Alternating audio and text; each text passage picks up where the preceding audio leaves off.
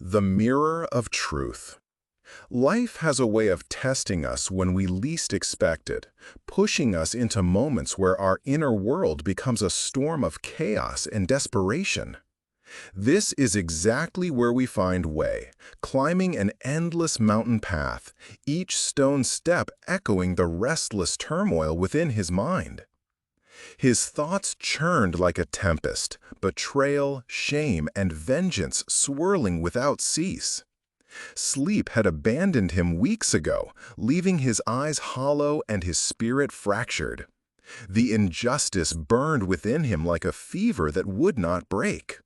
Sound familiar? We've all been there, haven't we? That place where our minds become our own worst enemy, replaying scenarios, plotting revenge, desperately seeking justice in a world that feels fundamentally unfair. Wei's family's downfall replayed endlessly in his thoughts. False accusations, seized lands, whispered gossip that followed him through every village. His mind was cluttered with schemes for retribution, plans for justice, and memories that cut deeper with each remembering. Peace seemed as distant as the stars. But here's what Wei didn't know yet, what most of us don't realize when we're trapped in this cycle of mental suffering: that the universe responds to your vibration, not your desperation. After days of arduous travel through mountain passes and treacherous paths, Wei finally reached the small courtyard of a renowned master of wisdom.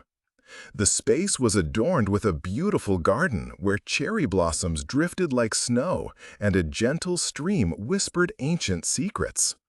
Here lived the sage who was said to possess the secret to inner peace and tranquility. The master emerged from his meditation hall, an elderly figure with a serene smile and a compassionate gaze that seemed to see through the veils of human suffering. His presence radiated the very calm that Wei desperately sought. Think about this for a moment. The master wasn't doing anything extraordinary, yet his energy was magnetic. This is the power of operating from a different frequency. "Master," Wei's voice trembled with urgency, "my mind knows no rest. Thoughts of betrayal and vengeance consume me day and night.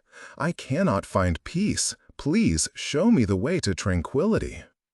The master studied Wei's tormented features, then disappeared into his dwelling. He returned carrying an ancient bronze mirror, its surface clouded and tarnished with age. The reflection it cast was dim and distorted, like looking through murky water. "Before you can see clearly in the world," the master said, "you must first see clearly in this mirror. Each dawn for 7 days, you will polish this mirror until you can see your true face reflected. Only then will you find what you seek." Wei stared at the corroded surface, puzzled. How could polishing an old mirror bring him the peace he craved? "Master, I need wisdom about justice and revenge, not mirror polishing." The master smiled remained unchanged. "The task is as I have given it." The struggle, when desperation blocks what we seek. Wei approached the task with the same intensity that had driven his thoughts of vengeance. He scrubbed vigorously with cloths and oils, attacking the tarnish as if it were his enemies.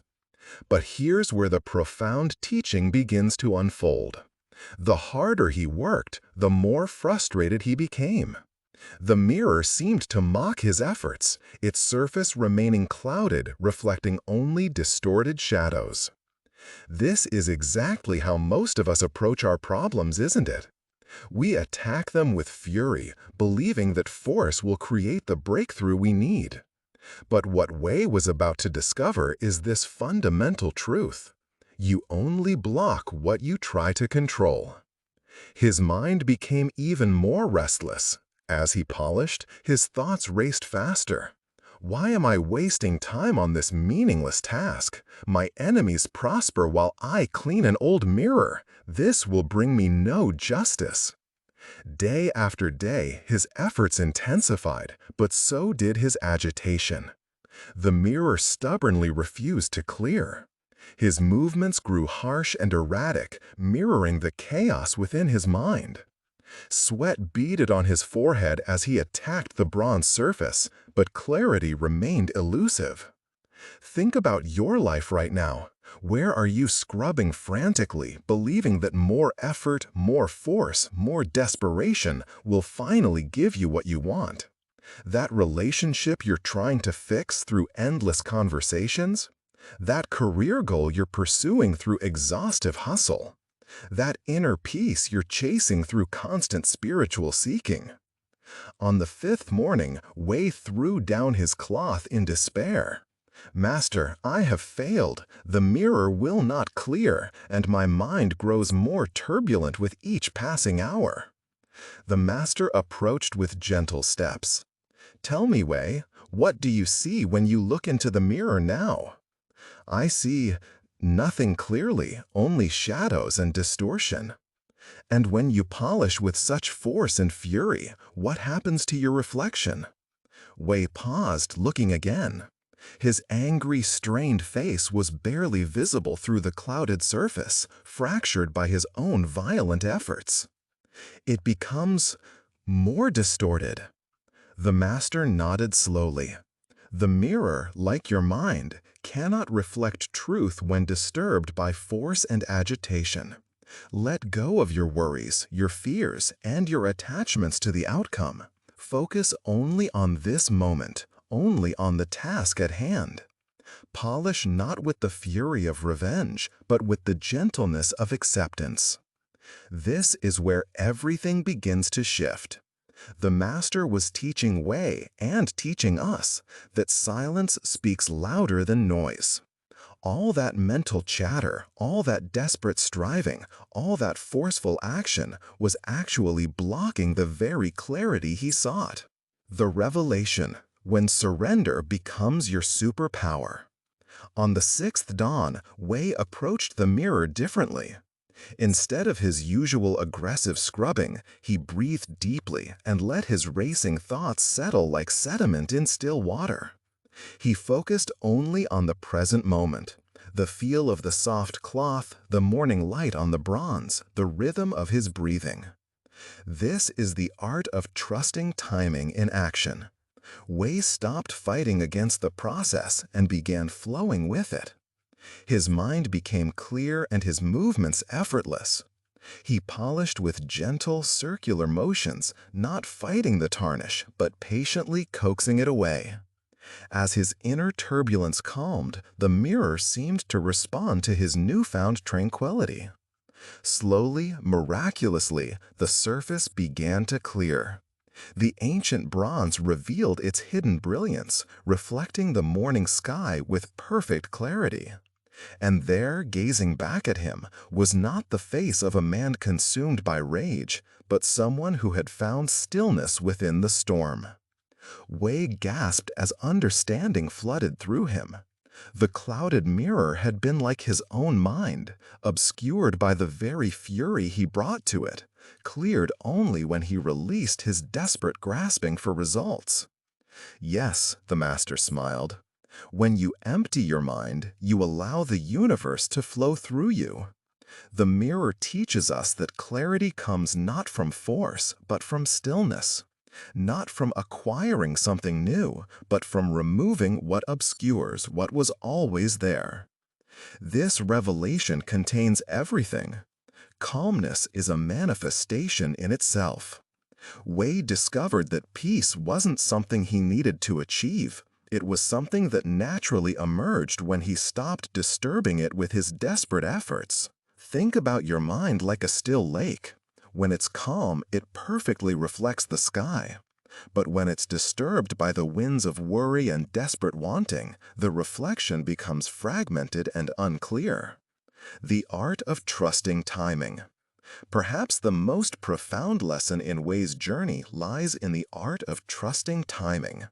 For 5 days, he fought against the process, convinced that his urgency should override the natural unfolding of clarity. He wanted peace now, wanted the mirror clear now, wanted his suffering to end now. This impatience was itself another form of the very agitation he sought to escape. But the mirror cleared on the sixth dawn, not because Wei learned some new technique, but because he finally learned to trust the process itself. He discovered what every spiritual seeker eventually learns. There is a divine timing to all healing, all growth, all manifestation.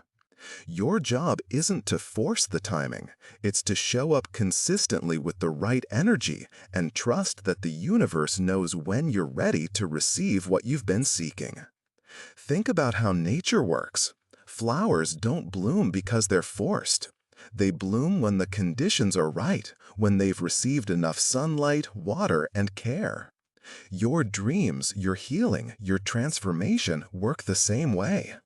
When you stop swimming upstream against divine timing and start flowing with it, something magical happens. Life begins to support you instead of resist you. The mirror of self-worth.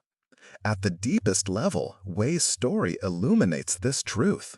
You attract what you believe you deserve. When Wei looked into the clouded mirror, he saw distortion, and this reflected perfectly his internal state. He carried the belief that he deserved to suffer, that his pain was justified, that his agitation was the appropriate response to injustice. The external mirror could only show him what he was vibrating internally. But when his inner state shifted to acceptance and presence, the mirror reflected this new reality back to him. He saw not a man consumed by rage, but someone who had found stillness within the storm. This is the profound truth most of us resist. Our external world constantly mirrors back our internal beliefs about what we deserve, what's possible, and who we are. When you vibrate from a place of peace, self-worth, and trust, life mirrors this back through opportunities, relationships, and experiences that match this energy. Your circumstances aren't happening to you, they're happening through you, reflecting the frequency you're operating on. When you let go, miracles have space to enter.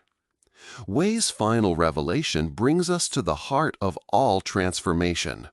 When you let go, you make space for miracles. The miracle wasn't that the mirror suddenly gained the ability to be clear. It had always possessed perfect clarity beneath the tarnish.